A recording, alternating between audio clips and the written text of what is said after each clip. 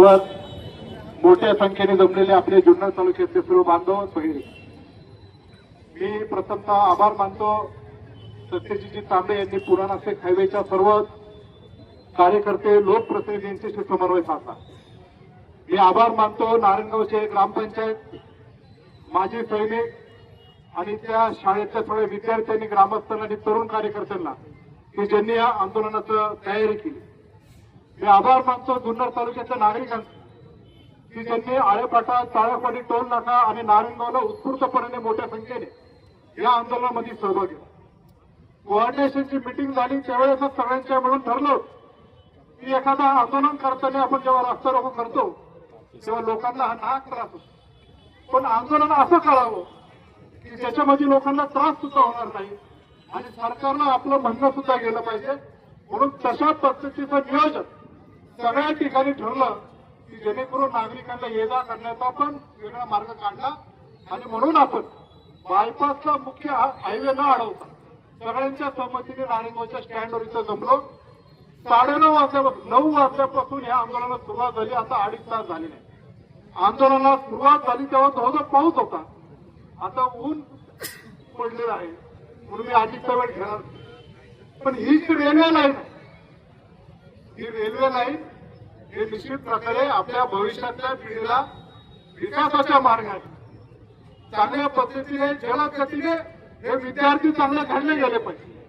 असे कितीतरी नागरिक आहेत की जे रोज पुण्याला ये जा करतात, आपल्या धंद्यानिमित्त असेल, नोकरी निमित्त असेल, शालेय शिक्षण निमित्त असेल, दवाखान्याच्या निमित्ताने असेल, आणि पुण्याला जाताना आपण हायवेची परिस्थिती काय आहे ती पाहतो। चाकांचा ट्रॅफिक जाम असेल, मोशीला असेल, तर कितीतरी वेळ आपण जेव्हा ही रेल्वे होणार, अनेकांनी भावना व्यक्त केली की सुरेश कनमडी खासदार साहेब असल्यापासून आपण ते रेल्वे जायचं। त्यानंतर रामकृष्ण मोरे असतील, किशोरराव मानकेले साहेब असतील, शेठबाबा शेरकर असतील, अशोकांना मोळ असेल, शिवाजीराव अण्णाराव पाटील असतील आणि आत्ताचे खासदार आपले अमोल कोल्हे असतील, सर्वांनी त्यांच्या परीने प्रयत्न केला।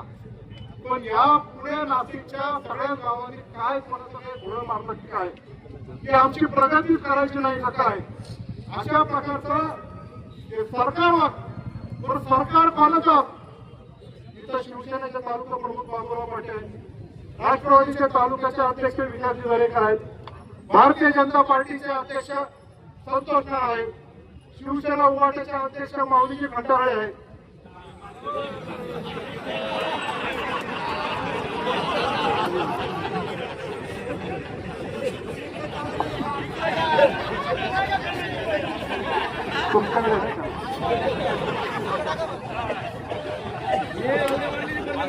भास्करशेठ गाडगे आहे,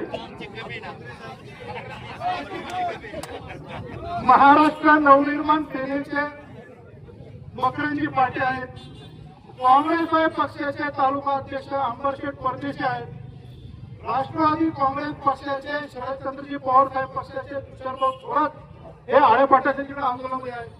म्हणजे सांगणं काय आमचं जुन्नर तालुका एक वेगळ्या कुठल्या राजकारणामध्ये याला त्याला द्वेष देण्यापेक्षा कुठला पक्ष सरकारमध्ये आणि सत्तेमध्ये आहे याच्यापेक्षा आम्हाला आमचं सगळ्यांचं सांगणं आहे की रेल्वे लाईन झाली पाहिजे। ठीक आहे, मी ज्या पक्षात काम करतो तो पक्ष पण सध्या सत्तेत आहे, आमच्या उपमुख्यमंत्री सुनेत्राबाई पवार सत्तेत असं म्हणून काय झालं, सरकारचं कर्तव्य आहे की आमच्यासारखे लोकप्रतिनिधी जेव्हा त्यांच्याकडे मागणी करतात तेव्हा हे काम मार्गी लागलं पाहिजे। आणि स्वतःच्याच पक्षातलं सत्तेतलं सरकार जर ऐकत असत तर ही सत्ता पण काही कामाची नाही असं जाहीरपणे सांगणार नाही। आम्ही लोकांच्या प्रतिनिधी आहोत, लोकांच्यासाठी आम्ही सगळ्या मंडळी काम करतोय। जुन्नर तालुक्यामध्ये सर्व राजकीय पक्षाच्या लोकांनी समन्वयाने संवादातून हा आमचं म्हणणं पुढे न्यायचं जर आमचं म्हणणं असेल तर या सरकारने निश्चित प्रकारे ऐकलं पाहिजे। ठीक आहे, आता काही लोक म्हणतात की नगर शहरातल्या काही नेत्यांनी इकडच्या जिंची चिरवायसाठी तिकडे केली, आपल्याला त्या राजकीय भांडणात पडायचं नाही, त्याच्यात पडला तर वेगळ्या दिशेने राजकारण दृष्टिकोनातून हे जाऊ शकतात, पण आपली रेल्वेची लाईन कशी होईल याचा मार्ग निश्चित प्रकारे काढला पाहिजे। 14 देशामध्ये जीएमआरटी सारखा प्रकल्प असताना त्याच्या पदरातून रेल्वे लाईन दिली. जगातलं तंत्रज्ञान इतक्या मोठ्या प्रमाणामध्ये वाढलेलं आहे. तशा प्रकारचं तंत्रज्ञान वापरून आपल्या युवरातर्फे नारायणगाव असेल, आळेपाटा असेल, वडगाव असेल, इथून ज्या भूसंपादनाच्या नोटीस आल्या, पहिल्या तर आमची जमीन जाऊ नये म्हणून प्रत्येकाने आंदोलन केलं. आळेपाटाला कृती समितीचं आंदोलन झालं. खेड पासून, आंबेगाव पासून, संगमनेर पासून, जुन्नर तालुक्यातले हजारो त्याच्यामधल्या बांधकांनी आंदोलन केलं.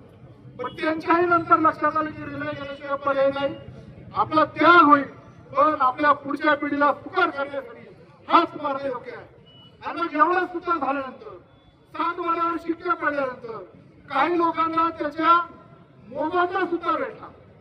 आणि आता एवढ्या पुढे गेल्यानंतर एक असं मला वाटतं हे खरं कारण नाही आहे, हे थातूर मातूर निमित्त दाखवायचं आणि ही रेल्वे लाईन बंद करायची, अशा प्रकारचं सरकारच्या डोक्यात आहे. देशातून मार्ग काढायचा सोडून जीएमआरटीच्या नावाखाली हे करायचं. अहो कुठं तंत्रज्ञान गेलं, आपण काहीच्या काही आता या जगाच्या पातळ होतोय. देश आपला एवढा मोठा प्रगत झालेला आहे. ही रेल्वे लाईन पुणे ते नाशिक पर्यंत सरळ मार्गाने होण्यासाठी हा लढाची सुरुवात आहे. आणि हा लढा सरकारला आमचा इशारा आहे, हा थांबणार नाही. जसं 2027 ला कुंभमेळा नाशिकवरून आपल्या जुन्नर तालुक्यात येतो आणि पुण्याच्या दिशेने मार्गावर होतो, त्याच्या आत आपल्या रेल्वेला ती मंजुरी होऊन त्याच्या कामाची सुरुवात या कुंभमेळ्याच्या मार्गाने तुम्ही करणार आहात की नाही, हा आमचा नागरिकांचा छत्रपती शिवाजी महाराजांच्या जन्मभूमीचा हा तुम्हाला सर्वांना सवाल आहे. आणि म्हणून पुढे रेल्वे मार्गासाठी सर्वच पक्षाचे नेते मंडळी, आमच्या तालुक्यातले नागरिक, विद्यार्थी, सर्व महिला भगिनी, आम्ही सर्वजण एकत्रितपणे तुम्हाला आश्वासित करू इच्छितो, आम्ही आमचा काही वेगळा निर्णय घेण्यापेक्षा नागरिक सांगतील त्याप्रमाणे हातात हात घालून पुढे जाण्याचा प्रयत्न आम्ही निश्चित प्रकारे करणार. पण पुण्याच्या नाशिक ही रेल्वे लाईन केल्याशिवाय आम्ही स्वस्थ बसणार नाही, एवढं मात्र या ठिकाणी तुम्हाला सांगायचं. या पुणे नाशिक हायवेच्या कोऑर्डिनेशन ज्यांनी केलं ते आमदार सत्यजित तांबे, आताच मला ती बातमी कळाली. तिच्या आंदोलनाच्या दरम्यान त्यांनी रस्ता रोखून आंदोलन करत असताना त्यानंतर अटक झाली आहे. तिथे अटक जरी झाली असतील तर एक ते सत्यजित तांबे आंदोलनामध्ये नाही. सत्यजित तांबे म्हणून आम्ही सर्वजण या आंदोलनामध्ये सहभागी आहे. अटक करायची असेल तर एकट्या दुकट्या नेत्याला करू नका, आमची पण अटकेची तयारी आहे, पण रेल्वे झाल्याशिवाय आम्ही स्वस्थ बसणार नाही, एवढं या निमित्ताने सांगतो. आणि पुन्हा एकदा